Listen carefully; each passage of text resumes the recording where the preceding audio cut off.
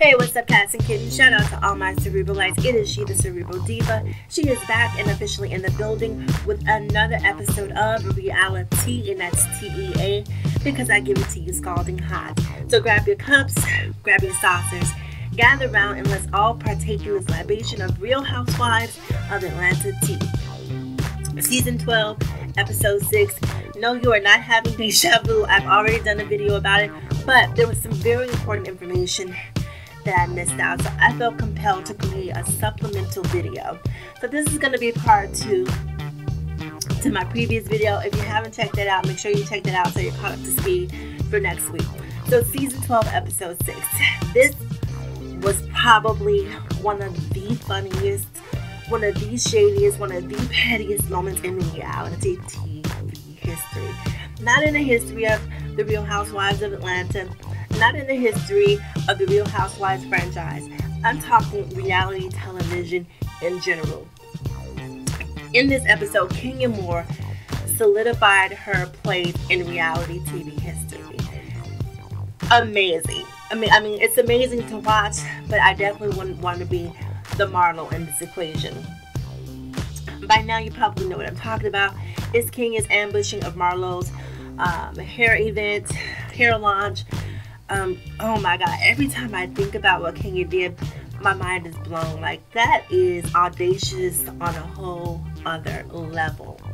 I mean, I cannot even fathom having the chutzpah, if you will, to do what she did, but she did it, and I'm telling you, from a viewership standpoint, man, it was laugh out loud hilarious. Now, a couple things I want to say about this. Kenya, you need to be prepared, sis. Moving forward, you know, whenever you have an event, you know Marlo is going to be looking for an opportunity to return the favor.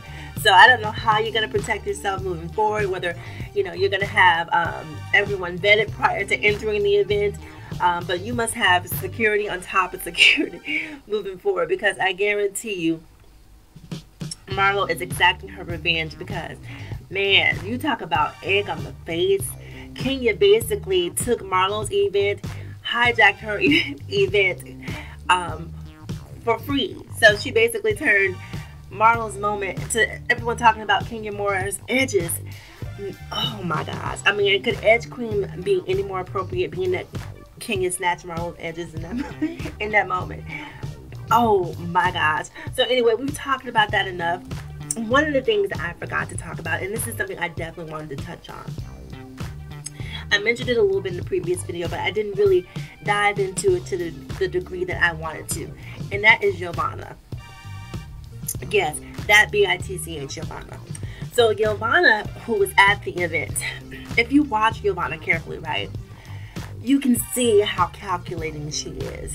And it seems like what she's trying to do is forge this alliance between herself, Nene, and Marlo, and make them like this new three musketeers. Like, we're the three, you know, the three no-nonsense girls who, you know, don't take any nonsense from anyone. That's sort of the energy that I'm seeing from her. Like, she's really trying to endear herself to Nene and Marlo. Even when Marlo was making up this Kenya Moore's gotta go chant during her event, the only person you really saw who wholeheartedly rallied behind Marlo was Yovanna. Now, you can ask yourself, is she doing it from a place of genuine kindness? Probably not. Probably not. I don't think she is. I think, again, Yovanna has her own agenda. Yovanna's only agenda is to serve Yovanna. So the funny moment to me, and keep in mind, you guys, I recorded this video earlier, but I literally had to stop because I could not control my laughter. Every time I kept flashing back to this moment, tears started coming out of my eyes. So we're at the event. Marlo's having this curl off between Nene and Portia, right? So they're both up there with their curling and flat iron apparatuses, and, you know, trying to you know, bring some life and some energy into this rather dull event. Okay, and on a side note, now that I think about it, Marlo actually owes Kenya a thank you, because Kenya is what brought life to that event. That event was dead. I mean, it was DOA until the moment Kenya walked through the door. When Kenya walked through the door with the marching band, the room came alive. Granted, not necessarily for the reasons that Marla would want it to come alive, but she certainly brought life and zeal into the room. So anyway, I digress. So the two of them are there. They're Nene and Portia are there, and they're having this curl off competition after Portia had curved Nene. And at some point, Kenya walks into the room and she hijacks the whole scene. When she hijacks the whole scene, we all know Nene, I'm above it, leaks. She's like, oh, I have no time for this. She gives, I got other things to do, better things on my time. I can't be associated with this. This is beneath me, And so she just exits stage left. Didn't give a damn how Marlo felt, what Marlo's state of mind was. Her only concern was herself. So she exited stage left and left Marlo to clean up the pieces. And this is quote unquote her sister and her friend. And I'm like, damn, that was cold, because I guarantee you, if the shoe were on the other foot, Marlo would have definitely stayed and advocated on Nene's behalf. But Nene did not have the time nor the energy. So she left. When she left, guess who went scurrying in after her? Reeking of desperation. Your girl, Yovanna. So Yovanna runs out the event. Shout out to Yovanna's dress. The dress was really cute. Not really a fan of her, but I thought her dress was really cute. So Yovanna runs out to Nene's car and she bangs on the window. And when I tell you, all the black came out of Nene in that moment. All the black mama came out of Nene in that moment. Nene rolled that window down. Nene said, girl, if you don't stop. Okay, so it's making me laugh again. I'm trying to control it. But Nene let her know in that moment, girl, do not bang on my window. I'm talking to you. We're cool, but we're not that cool. I will hurt you if you tear up my property. And, Yovanna's trying to, lull Nene into compliance, trying to get her to come back into the party. But Nene was over it. Nene was like, no, I don't have any time. And let me say this about Nene being over it really quick.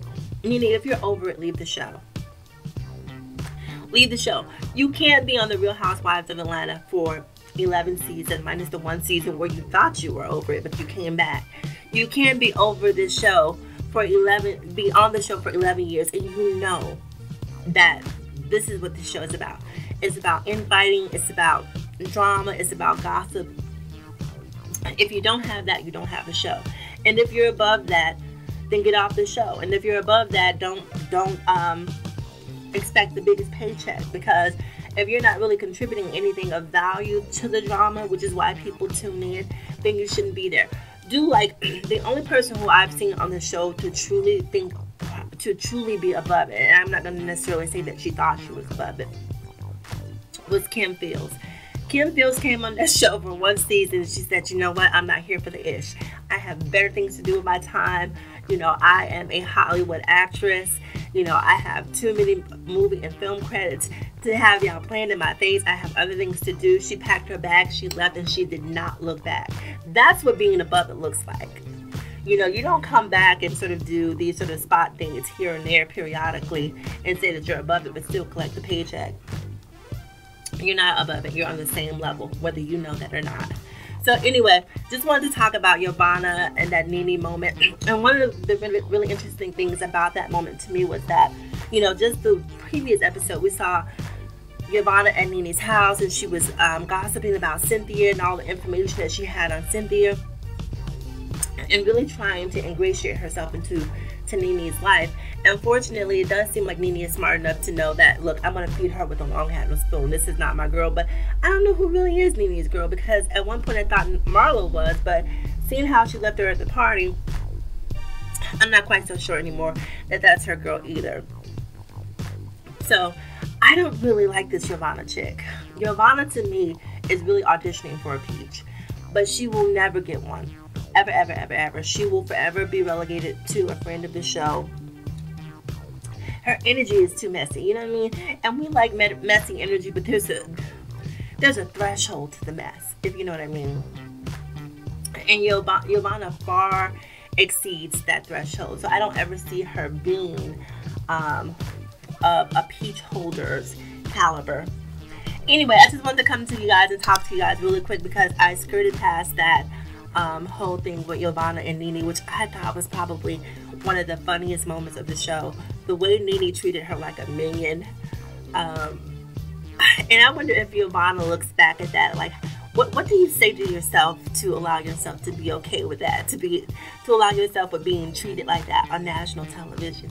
How do you justify that and still try to align yourself with the person who treated you like that? Same thing Nene did to Marlo in New York.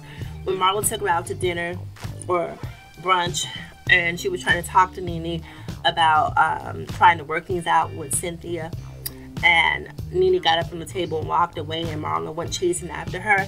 I guarantee if the shoe were on the other foot and Marlo had gotten up from the table and walked away from Nene, there would have been no chasing. Nene would have felt disrespected, violated in every way, shape, or form, and she would have been done with her. And that's just proof positive that Nene has one standard for herself and a different standard that she holds her friends to. And that's why I think she has so much trouble maintaining friendships. Anyhow, you guys, that's it for this video. I didn't think it was going to be this long, but I guess I have more to say than I actually thought I did. Remember to like, comment, subscribe, and share if you care. As always, remember to live better, love harder, and think smarter. It is me, the Cerebral Diva, and I will talk to you guys again in the next video. Have a great day.